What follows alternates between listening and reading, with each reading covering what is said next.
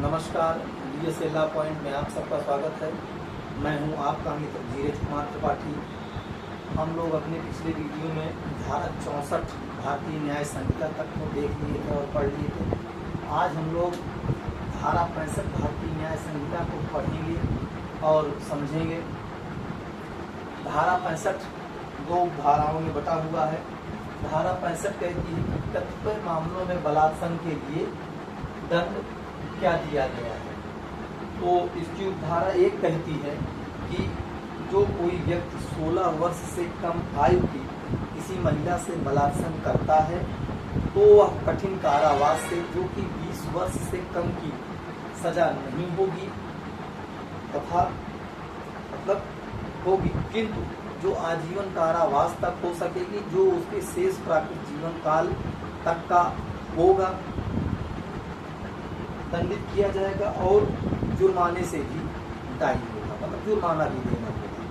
लेकिन ये जो जुर्माना देना होगा वह पीड़ित को उसके जो चिकित्सीय खर्चे हैं उनसे अलग देना होगा। ये धारा 1 बताती है। क्या कहती है? कठिन कारावास होगा जो 20 वर्ष से कम का नहीं होगा, आजीवन कारावास तक का हो सकेगा, जो शेष प्राकृतिक जीवन काल के लिए होगा और जुर्माना से दंडित किया जाएगा।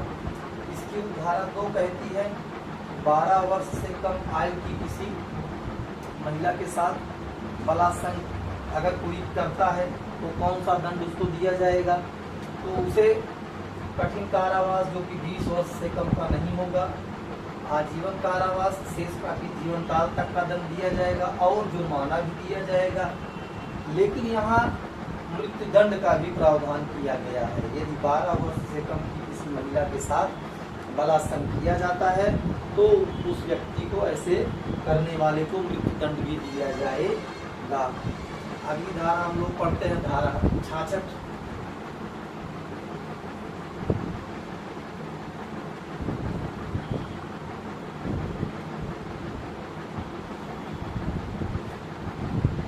धारा 66 में है,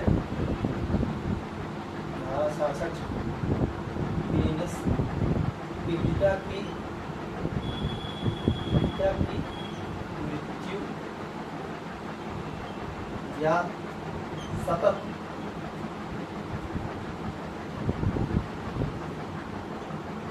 विकृतिशील दशा कारित करने के लिए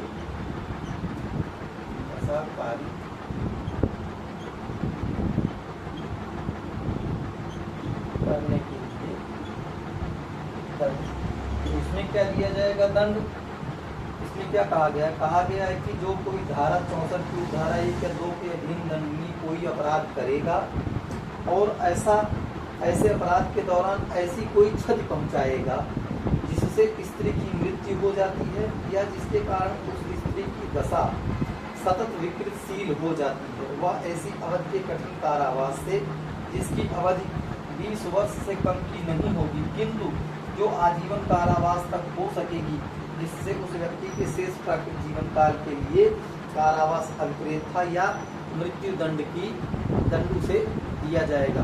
अर्थात जो भी धारा 66 का अपराध करेगा उसे हमारी भारतीय न्याय संहिता के तहत सबसे पहले क्या दंड दिया जाएगा? कम से कम उसे जो है क्या करेगा, वो सबसे पहले किसी को क्षति पहुंचाएगा या विकृतिशील क्या करेगा, विकृतिशील दशा कारित करेगा। तो ऐसा करने पर उसे जो है कम से कम 20 वर्ष से कम की सजा नहीं होगी। क्या होगी? 20 वर्ष से कम की सजा नहीं होगी या आजीवन कारावास तक हो सकेगा, जो उसके शेष प्राकृतिक जीवन काल से संबंधित है, या फिर उसके लिए मृत्यु दंड का भी प्रावधान किया गया है।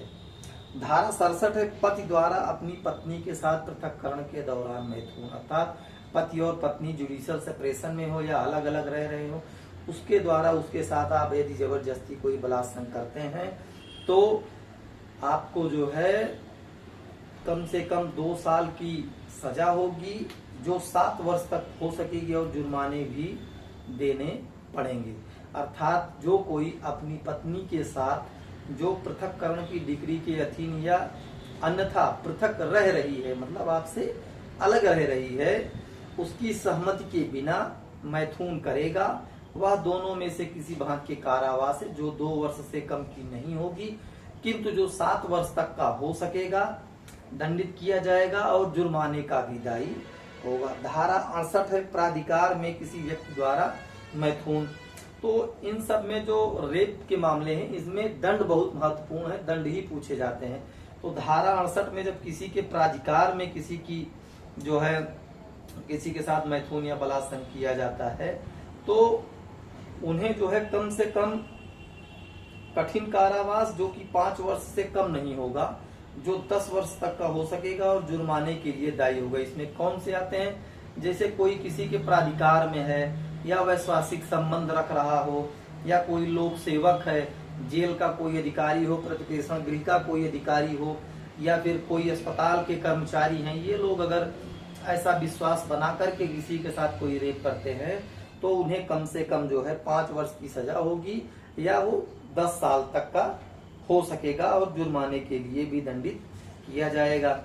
धारा 69 नया जोड़ा गया है, sexual intercourse by employing deceitful means, प्रवंचनापूर्ण साधनों आदि का प्रयोग करके मैथुन करना। तो जो कोई प्रवंचनापूर्ण साधनों का प्रयोग करके किसी के साथ विवाह का वचन दे करके उसके साथ मैथुन करेगा, वो बलात्संग की अपराध की कोटि में जो नहीं आएगा वह जो है 10 वर्ष तक के कारावास से दंडनीय होगा और जुर्माने के लिए भी दायी होगा। धारा 70 है सामूहिक बलात्संग। सामूहिक बलात्संग के लिए सबसे पहला प्रावधान है कि जब किसी महिला से एक या अधिक व्यक्ति कोई बलात्संग करेंगे तो ऐसा बलात्संग सामूहिक बलात्संग कहा जाएगा, जो कि कठिन कारावास जो कि 20 वर्ष से कम का नहीं होगा, जो आजीवन कारावास तक हो सकेगा, जो शेष प्राकृत जीवन काल के लिए कारावास से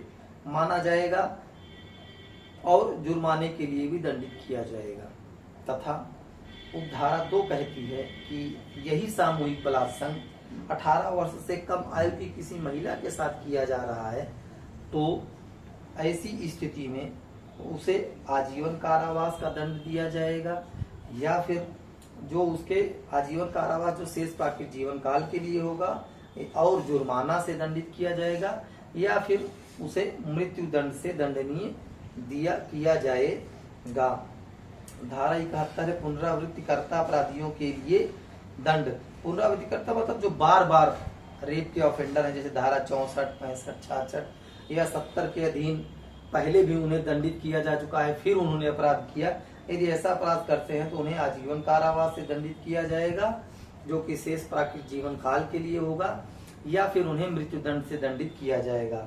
धारा 72 है कि जो कुछ अपराध दिए गए हैं धारा 63 से लेकर के 71 तक, इन अपराधों को धारा 72 कहती है कि जो पीड़ित व्यक्ति है उनके पहचान को अगर कोई बताएगा, मुद्रित करेगा या प्रकाशित करेगा तो उसे 2 साल के लिए दंड दिया जाएगा और जुर्माने का भी प्रावधान किया गया है।